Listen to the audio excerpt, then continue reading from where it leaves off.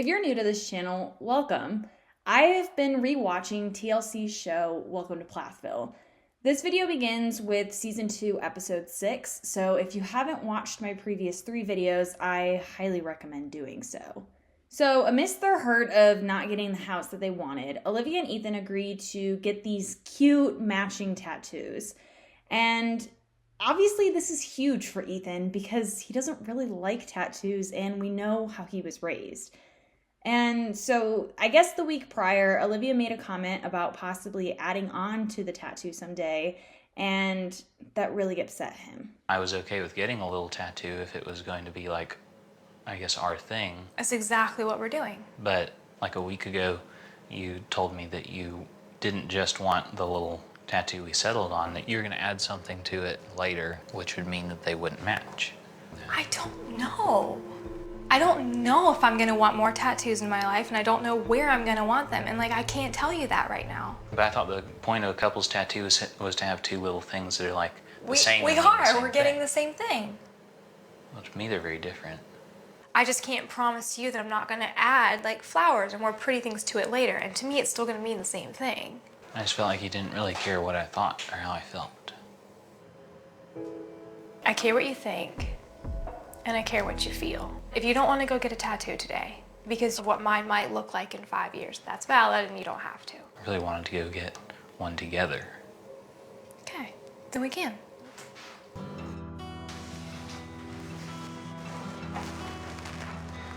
At the tattoo parlor, Ethan begins to show his nerves. You don't like the placement, or you're having second thoughts? No, I haven't second thoughts. If you think at all that you might regret something in the near or far future, you should think about it and come to a solid conclusion on whether you will or will not. But if you know what your original decision was, you shouldn't listen to a moment of doubt, because then you live your whole life never doing anything. I don't know how, but I actually agree with both of them here. You're allowed to second guess yourself and say no at any moment, but there's also so much value in the decision that you've already made. Sometimes you just have to full send it, and that's what Olivia did. Not awful. But don't worry, Ethan follows behind. We got the King and Queen of Hearts for our couple's tattoo. I'm really glad we got our tattoo. I'm impressed that Olivia was actually able to convince him. It was definitely more so because it had that symbol of their love and connection, but I don't know if I'll ever be able to convince my husband of getting a tattoo. While out on a walk, Barry and Kim discussed the idea of visiting Joshua, their son's gravesite. I was thinking, though, it would be good to go to the cemetery, all of us. Barry then pitches the idea of inviting Ethan. You could text Ethan and say, hey. He's told me not to text him. This next sentence from Kim really emphasizes how rigid this boundary is for Ethan. And I even asked him, do you want me to let you know when the children are having a birthday? We're having a birthday party. He said no. It's clear that enough has happened between him and Kim for Ethan to make such an intense decision. I mean, he loves his siblings so much. Barry is clearly also upset with not having this relationship with Ethan. I can't get Joshua back, but my hope is that somehow, someway, God reestablishes something here, does a miracle. Olivia is still working on the rebranding of her photography business and is working with a videographer who is also named Olivia to plan the shooting of a promo video in California. Ethan hears them chatting about this plan over FaceTime and pitches an unexpected idea. If I can get off, can I come with you to California? I've never been. I think that'd be fun. California is my favorite state. I would like to show you. I've always wanted to go see Joshua Tree, and I've never been out there yet. What's that? It's it's out in the desert. It's a tree in the desert? We're gonna have so much fun. Meanwhile, Mariah invited Max over to help her hang some outdoor lighting. Hang the lights to that tree and then back here. In an interview moment, Mariah drops this bomb. I love him so much. Shh, don't tell him. I haven't got any feelings like that from Max. But we already know that Max has these romantic feelings for her. So what's happening? Every time I come over just as a friend, I have to take a moment to get in that friend mentality. Max then mentions how Mariah has yet to uphold a promise that she made, teaching him how to dance. So this dancing scene goes on for so long, and it is so awkward to watch. And I think it's mostly because the sexual tension is just so strong. Then they stop dancing, and it somehow gets more awkward. Good job!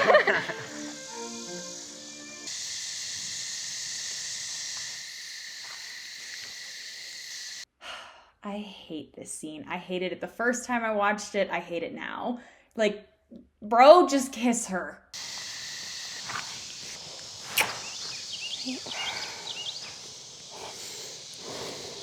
What I think also made it harder to watch is knowing what Max does in the future, but we'll get to that. In episode 7, Olivia, Ethan, Micah, and Mariah go on a picnic and they watch some old home videos together.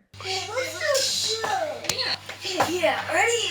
Oh, Lydia's so cute there. She's like Cassia. Watching these old videos reminds Ethan of just how much of his siblings' lives that he's missing out on. That really does anger me that my parents do use my siblings as collateral or as a means to get someone to do something that they want. Meanwhile, we finally get an update on Lydia's mystery man. Lydia starts talking about a boy, and I'm just thinking,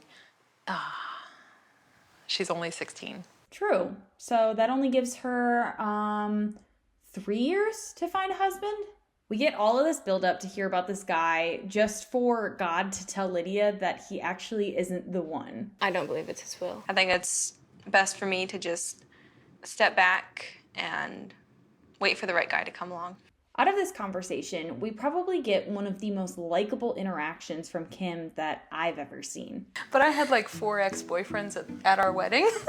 And my dad, he recognized them and he was so scared a fight was gonna break out. I didn't realize that Kim had a dad that was in her life, just because, I don't know, her backstory focused on her mom. But this moment with Lydia had Kim reflecting on wanting a close relationship with her other kids. I would love to have that close of a relationship with all of my older children. I would love for them to just to be able to call me up and say, hey, guess what I did today? Do you really allow that though, Kim? Yes, Lydia can tell you about her day because you agree with the things that she does. But are you capable of hearing about Ethan's tattoo or Mariah's boyfriend? You didn't even let her stay in her own home. You literally kicked her out. So I'm just tired of these interviews where Kim dishes out all of her wants, but she has absolutely no accountability as to why she does not get those things.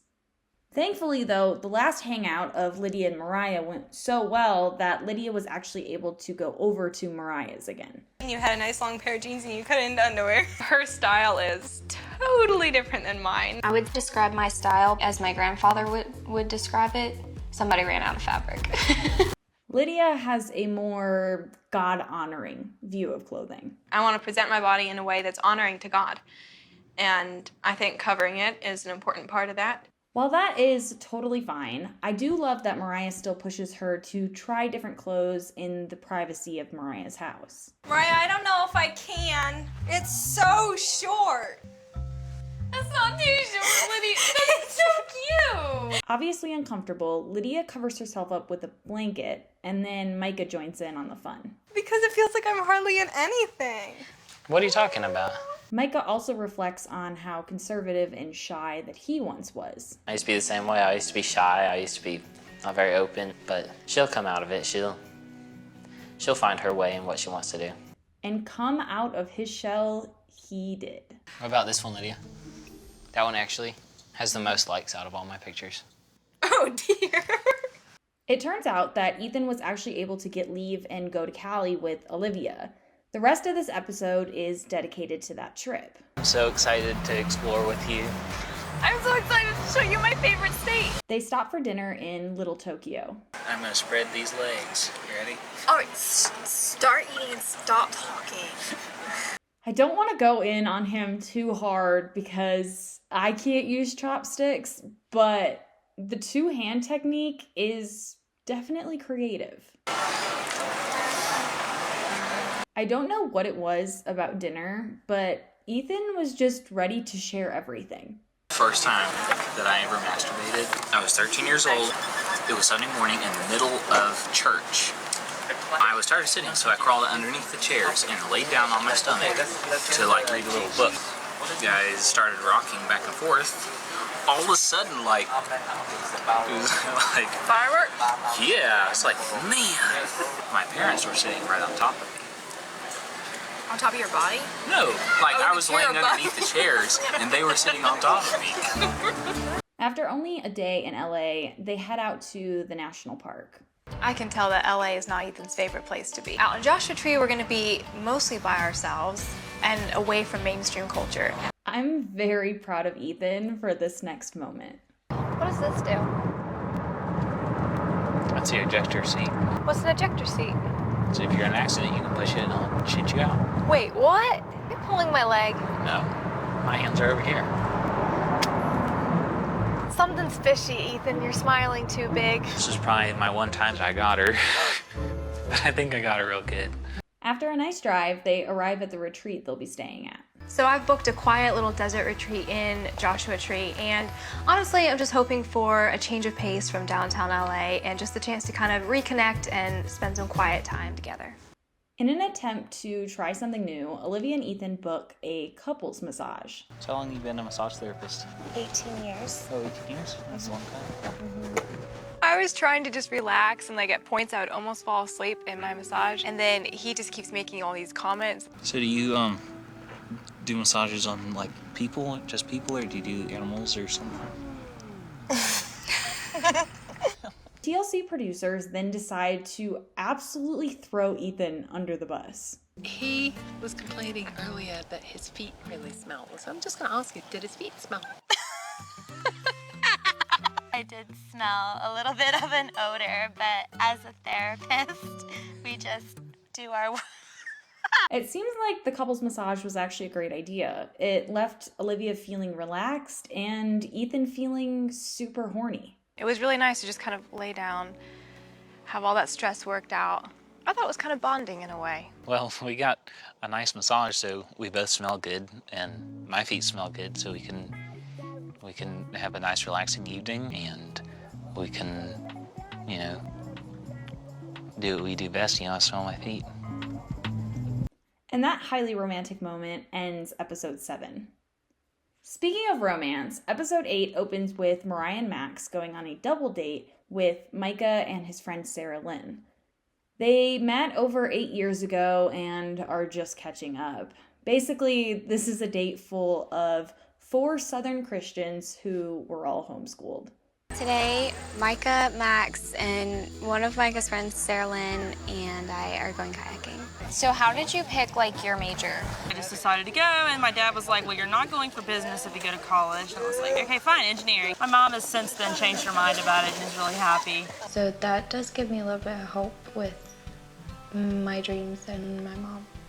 I think it's great that Mariah has people in her life that grew up similar to her that are now entering into the real world. However, it still doesn't seem like Mariah is prepared educationally for college. I mean, even with my public schooling, I would never make it as an engineering major. So it's really impressive that Sarah Lynn has been able to.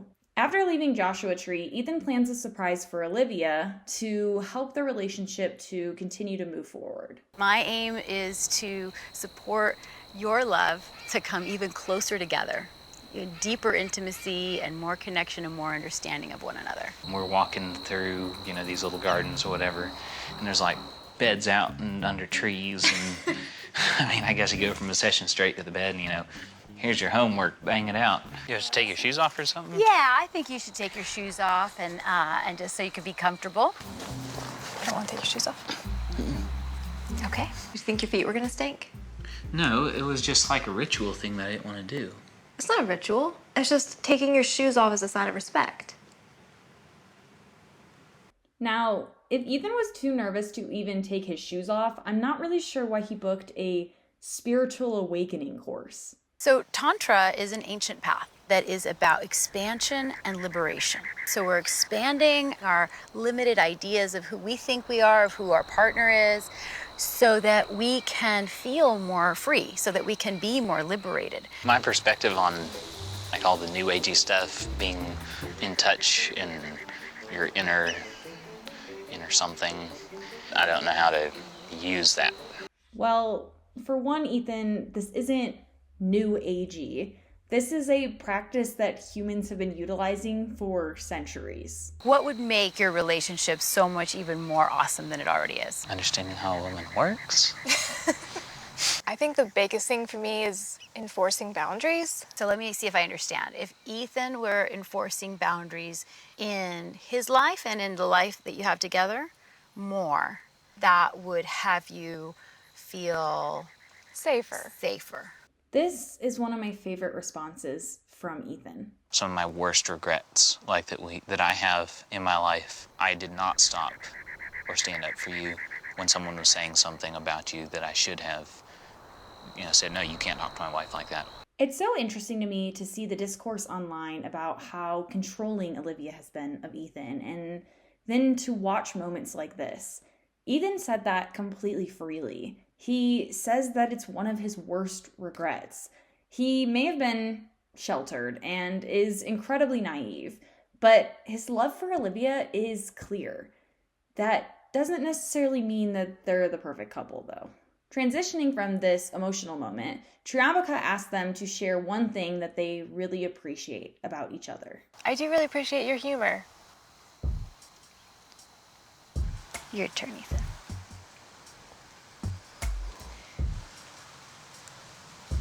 You know how when you know you're failing and if you fail, you know it's going to be bad? Everything.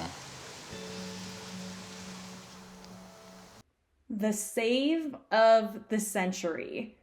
And that concludes their session with Triambaka. In other news, Micah is becoming a real model and gets an offer from a large agency. So I'm Bridget, the Chief Marketing Officer of Select Model Management for the U.S. We're super excited about you, and obviously your online presence is blowing up. But we'd love to make it official and, sign you exclusively with the Select Network. In San Diego, Olivia is doing a photo shoot for her rebrand, and Ethan decides it's the perfect time to give her a surprise gift. Just lean your heads a little towards me. It was one of the first times I really got to see her kind of in her zone.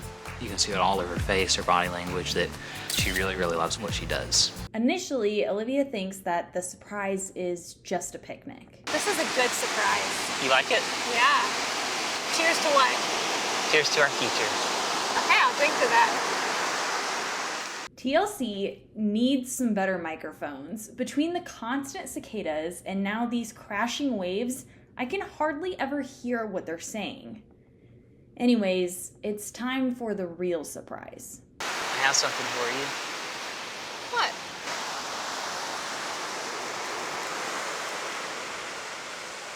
And I wanted to get you something that you could wear that would be from me to you.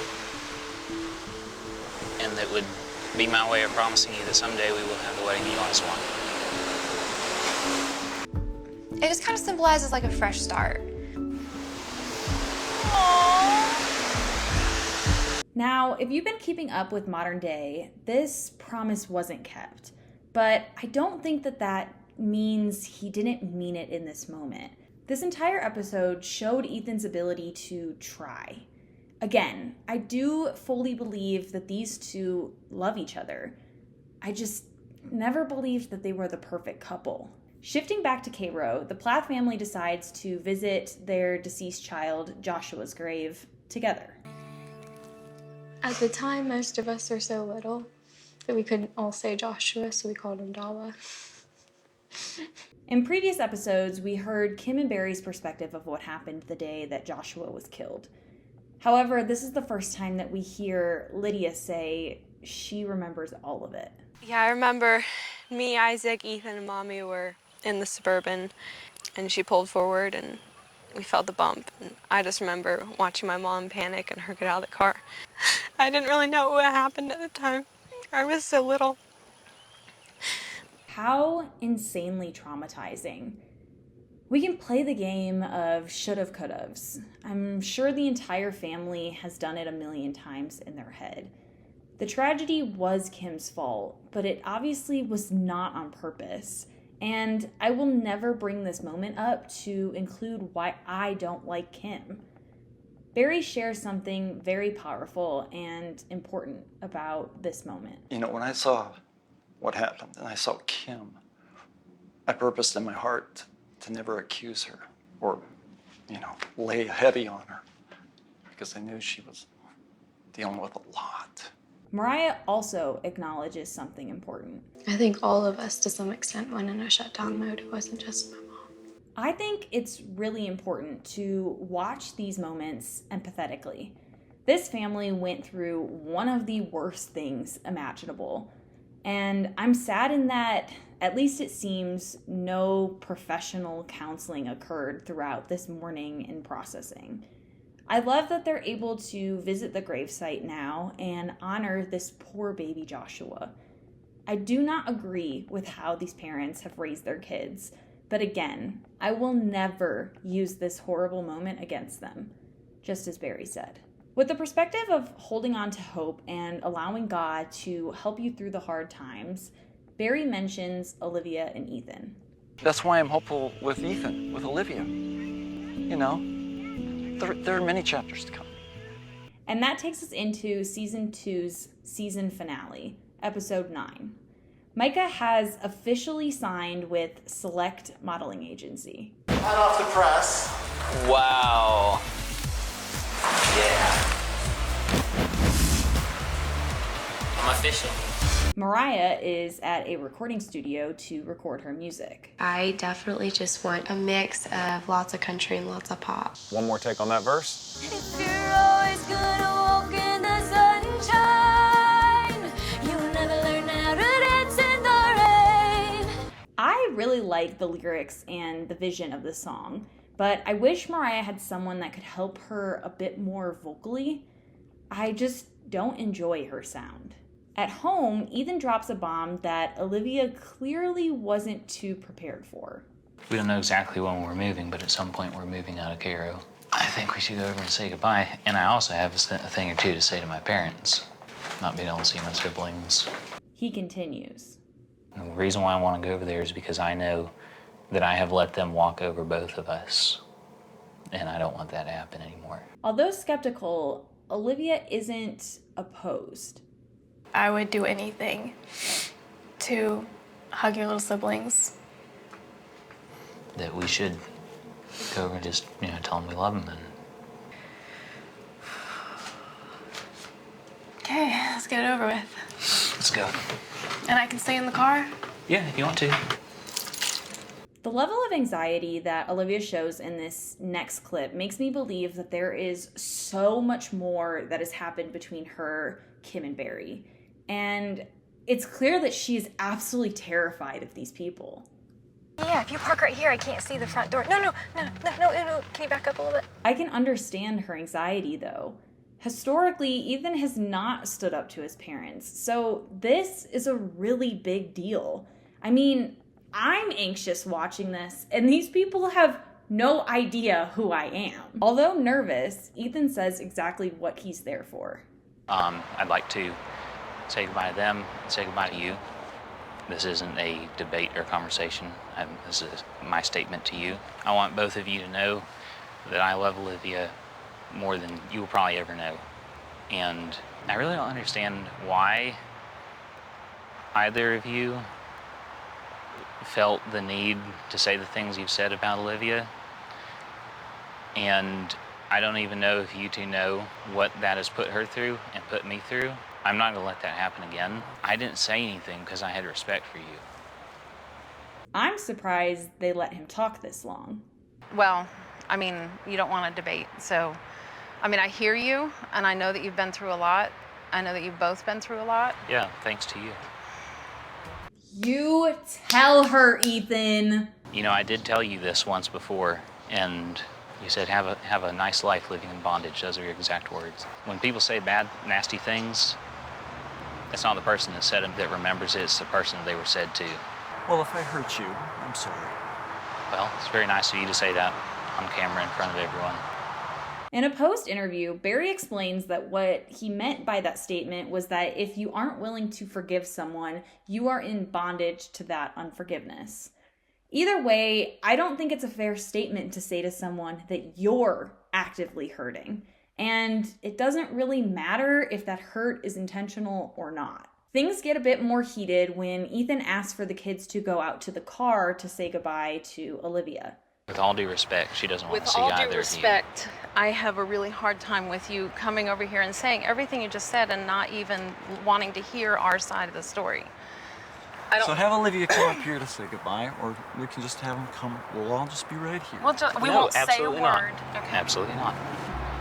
And Kim continues to push. I can't let you guys come This to is the my car. property. I can walk on my property if I want Mommy, to. you're just making Mom, things worse. Look at You are me. just making Look at things me. worse. That is my wife in These that are my car. children.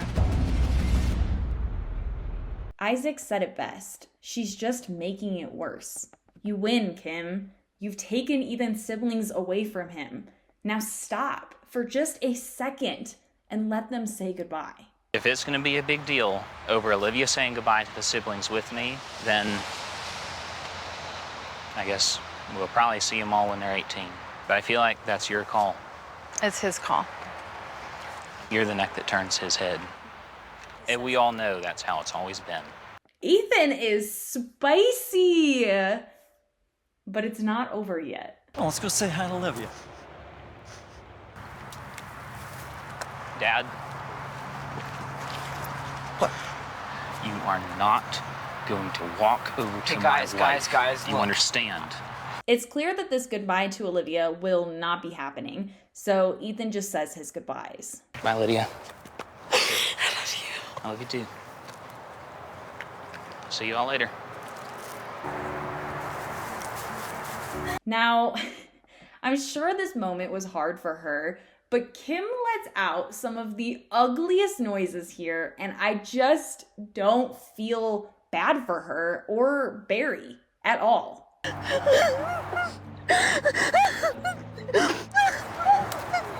It just hurts. It just hurts. They won't let him come. I'm sorry. I'm sorry, it's your siblings, Ethan. I love you so much. I guess we just have each other. I just know that the cameraman and producers who were watching all of this unfold were so grateful. I mean, this drama was immaculate. It all seemed real, too. I believe it's real. I mean, usually Barry is this very calm person throughout these big moments, but I think he was thrown off by all of this, and we got to see part of his true side. I mean, it almost got physical. That was insane. Upon reflection, Kim says this insane comment about Barry. I mean, he was best man at Ethan's wedding. Yeah. What? Your dad as your best man? Who made that decision? That is so insanely odd to me when you literally have two brothers and you have friends over at the auto shop. So weird. Personally, I love how Ethan handled all of this. He stood up for his wife the way that he should have from the beginning. I also find it important, though, to remind ourselves that Ethan and Olivia are only 22 years old at this point. They are so young, and this is a lot to deal with on your own, especially at that young age. So I give them credit for how they've handled it. The next day, Ethan fills Micah and Mariah in on what happened. It was some pretty intense stuff. Mom was jumping around and, saying this was her property and Olivia couldn't be on it without her there and all of that. I mean, it just went downhill fast. I think this is where we owe Ethan and Olivia a thank you, a huge thank you, is because my parents have seen some of the mistakes they've made in that relationship, and they're changing the way that they handle it with Micah and I. At the Plath house, Micah tells his family that he signed with an agency, and Mariah says that she's been in the recording studio.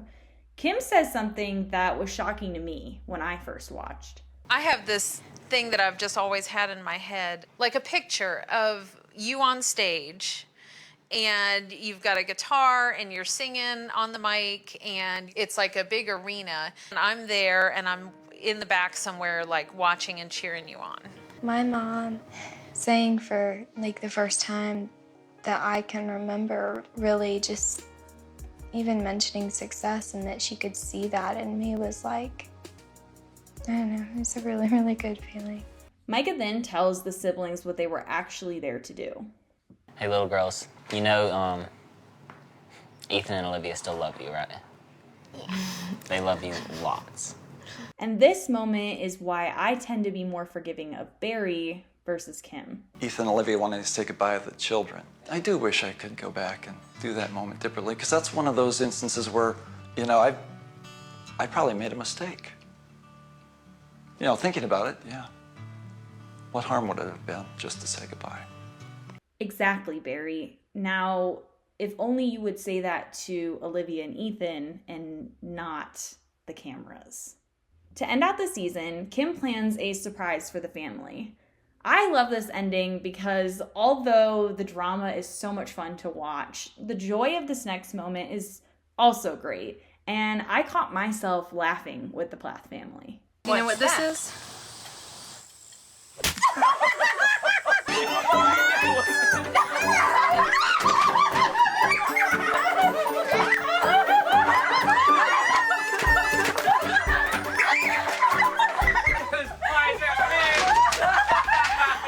I had no idea anything like this would ever come up in my lifetime. I think I need someone to spray me down with a hose now. And that's season 2 of Welcome to Plathville. If you enjoyed this video, please give it a thumbs up, comment below, and subscribe. I will be continuing to watch Welcome to Plathville and updating on anything big that may be happening in their lives outside of the show. Last week, I attempted to make a Halloween Town video, but Disney's copyright strikes were too strict, and the video just won't upload without getting a copyright strike. If you have any ideas on shows to watch or things to react to, please comment those below as well. I'll see you next week. Bye!